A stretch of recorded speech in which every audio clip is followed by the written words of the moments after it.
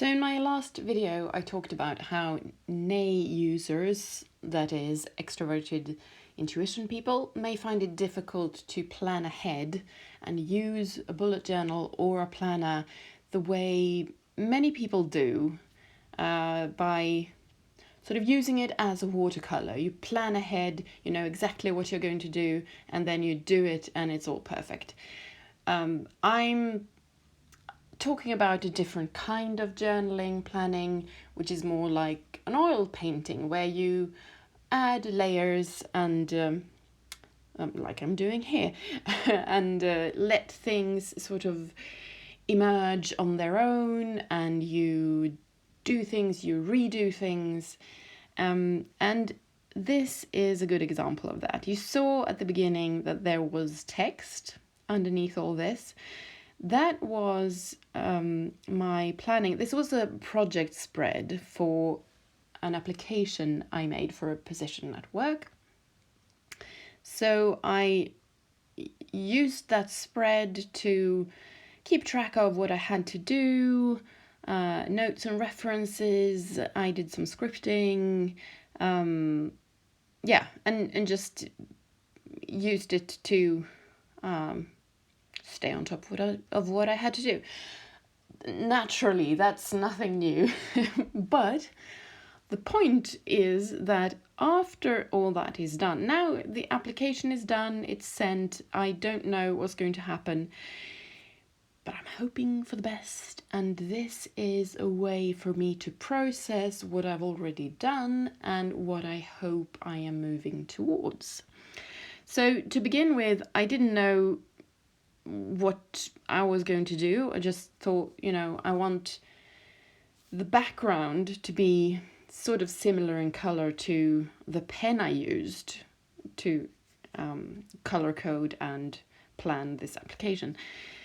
So that's what I'm doing now. First I just used blue, but then I'm adding some blue-green right now to make it more similar to that pen, because it's, symbolic, I don't know, to remember what was underneath all this before, because I'm going to cover it completely.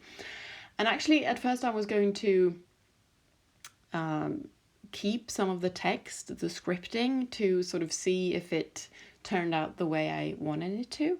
Then I thought, I'm filming this, so I will have the text anyway if I want to read it. So I covered it all up, and then I thought, maybe I'll let some of the text peep through at least, so you can see a word here and there. Nope. I didn't. While I was working on this spread, I just felt like I want this to be something complete and beautiful, something that really sort of bookends this month of January, when I have spent a lot of time, a lot of energy on this application. And now today is February, and I don't have to think about that for a while, until interviews and stuff. And my constant theme for February is the sea and ships and mermaids, nautical. For some reason, I feel like February is turquoise blue and full of sea spray and boats and things like that. So it's kind of, the spread has one foot in the past, through what is underneath all this, and one foot in the present and the future. And the future is where this boat is going. And I have never drawn a boat before, and I want in a dragon boat, like, a Viking boat. And I started out like this, sketching it out, and it's, it's not great. I don't know if the finished boat is that great either, but this is worse. But I didn't have anything to look at. In a minute, I will shut the camera off and actually check some some boats to see what they look like. So I did have some references eventually, but not yet. And at first I wanted there to be a girl in the boat with, flowing hair and all that. But I removed her because when I made a better boat, it would have looked strange to have a person who was too big for it, because she's really big compared to the boat. So I removed her. It would have been, nice to have her there. But yeah, now, as you can see, the boat looks very different. So I have had a look at the references online, a few different ones. So I didn't copy a single image. I just looked at a few different ones and saw what I was doing wrong and tried to correct that. So I have a sketch, and now I'm going over it with watercolor pens. I love watercolor pens. They are the best of both worlds. You can do line work with them, and then you can still, add water and get this luminous color and do gradients and stuff. So yeah, I really love that. And the symbolism of this boat then. As I said, February is for nautical themes. But it's also, now I'm in limbo between the application and, whatever comes next. Hopefully interviews. So this is kind of scripting, but in art form. So I have covered up the planning and the scripting to make a new affirmation, as it were. This spread is my affirmation that things will move forward. It will feel good. It's there's an air of freedom in this picture, and speed, and moving towards the unknown and distant goals and adventure and all those things. That's what I wanted to convey. Sorry. Because when I've painted something in my journal, my planner, I tend to return to that spread a lot. Just to look at it again and again and again to see, because I'm pleased with it. I've used colors that I like. I've created something that reflects or expresses something within me. So I tend to really scrutinize my paintings, whatever I should call them, for a while. And then I sort of forget about them and ignore them. But since I know I'm going to look at it a lot right now, I want it to be a positive image, to put me in a frame of mind where, I look forward to interviews or whatever. So it's all very sort of psychological, symbolic, blah, blah, blah. And that's the point, one of the points of using art in your planner. And I guess a reason many people do their fantastic spreads in watercolor and, their use of stickers and just embellishments of all kinds. And this is my version, to have certain spreads that have served their purpose as far as planning goes, but then they get a new life as a painting. And it still has to do with the planning underneath, any, feelings about what has transpired or will transpire. because sometimes I just sort of summarize what it felt like to do the things I've written underneath the painting, or kind of supportive comments to myself, you did well, just to keep a memory of what was underneath, but without having to flip through a lot of task lists and boring stuff like that. I prefer having art to look at when I look back at my life. And now I have moved on to the watery part of this project. So I have what's it called? It's like a pen, or a brush rather, but you fill it with water and you can sort of squirt out a small drop to use with your watercolor pencils, for example.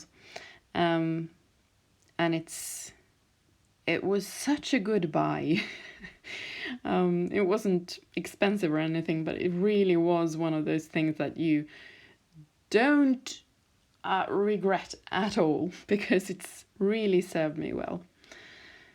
The colors are still a bit bleak, washed out, but it's a start. I need to see where I'm going with the image, and then I can correct things as I build my layers, because as I've said time and again, I don't do watercolors per se, meaning I don't plan the picture beforehand and then just fill in whatever I've planned with watercolor. Instead, I do it the oil painting way. I start by sketching something, then I color it in, then I add water, then I add another layer, and more line work, and I build and I build and I build until I'm satisfied. And right now I'm gluing the boat onto the background. And this is also something I learned about myself this past autumn, and something that maybe someone else can be helped by hearing about. And it's that I've never been good at backgrounds. I've always doodled. I've doodled faces mainly and fantasy animals, but I've never given them a context, and I've never colored them, added color. I've just used a pencil or ink or charcoal. But now I've found a way to build real pictures, as I like to think about them, with backgrounds, with coloring, all of it. And it's by, separating these two layers. I make the background, that's one part of the project, to make the background. And I don't make a background with a view to painting something over it. I just make a background that is awesome on itself, on its own, sorry.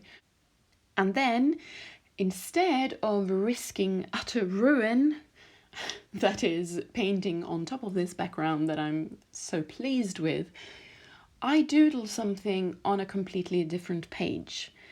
Scrap paper, most often, from butchered journals that I've given up on.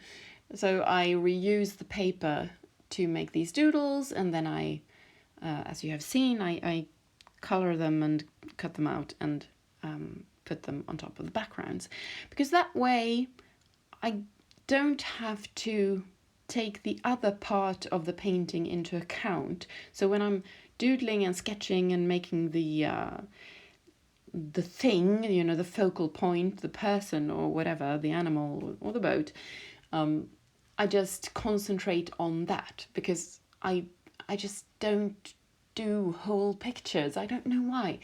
And while I'm doing the background, I can just focus on pretty colors and layers and, you know, things like that. And then when I put them together, something new always sort of pops out, and I touch up the focal point to match the background. And it really is a game changer for me, and perhaps it could be for someone else, because it makes me interested in all parts of the image.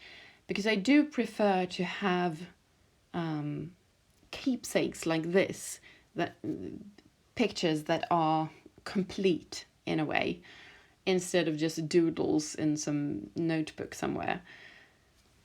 But I avoid the headache of doing it all at once, both the background and the focal point. So somehow that helps me. Because there's always this risk of fucking up, and when you've done part of a picture and you're pleased with it, and then you do something stupid somewhere else. Well, this is a way to at least reduce the risk. Because if the doodle turns out awful, you just chuck it and do something else and put that on top of the pretty background. And so in time, all of these tabs that you can see sticking out of the book that mark other project spreads, all of those spreads will become, hopefully, something like this. A painting that represents what was underneath. So as soon as I feel like I'm on top of something, you know, I don't need the project spread anymore because I know what I'm doing and I'm soon finished, whatever, or I am finished, then starts the process of painting over, making it pretty, doodling in my armchair with a cup of tea, just not even looking at the journal, just drawing what I feel like, and then after that I can start building the painting like this. And I don't know, I haven't seen anyone else do this way, and I can't be the only one who has these problems that I'm talking about. So that's why I'm doing these videos, because, you know, who cares about yet another art journaler?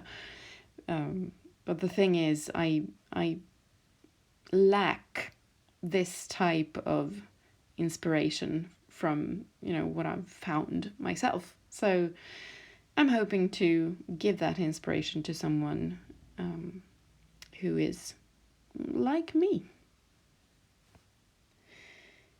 And I used a glue stick, perhaps you saw that, to glue the boat onto the page. But now I've gone upstairs and the lighting is bad to add some homemade Mod Podge made with PVA glue, wood glue. And I'm being really careful this time. Normally I just paint over the whole thing with Mod Podge to create that sheen, you know, to really glue the layers together and make them look like the same image. This time I was so afraid of mucking up the line work because I did it with watercolor pencil, so it would run and spread if I went over it with really wet glue. So I just sort of put the brush under. I tried to find places where the boat wasn't fully attached, you know, and where the paper sort of curls, and I just went over. I put, what's the word I'm looking for? I pushed the brush underneath the paper with the glue on it, and really carefully pushed, sort of ran my finger over the edge and pushed to make the glue really stick. So yeah, I was just trying to save the image and protect it from becoming too muddy, because sometimes when I do line work and then go over it with Mod Podge, the whole image becomes darker because the dark lines bleed into the rest of the painting, and then I just smush it around. And sometimes that's a good thing, sometimes I want that murky look, but not this time, because this boat was such a dash of color, you know, this yellow, what's the color? Is it yellow? Yellowish brown. Is really warm, vibrant color against the blue-green background, and I really wanted that pop. So yeah, I was scared to muddy it up, and that's why this time I didn't go over it with Mod Podge, so it doesn't have that sheen that my paintings normally have in my planner. And it doesn't matter. There are even places where the paper sort of curls a little, where it hasn't stuck completely to the background, but it's, you know, it sticks enough to not rip or anything. So that's all right. And now I'm adding some finishing touches, and I'm being really careful and removing almost as much as I add because I'm so afraid of fucking it up when I'm pleased with, well, when I'm 99.9% pleased with the result, but there's this nagging feeling of, what if I just add this little spray here and just this small dash of white, and then it's too white, and you remove it, and then you have to do it again, and then the brush is too wet, and back and forth. But in the end, I decided that, okay, I'm satisfied now, and this is the result, and I love it, and it really represents what I want, the feeling I want. So, full speed ahead with the dragon boat into the future of February 2021.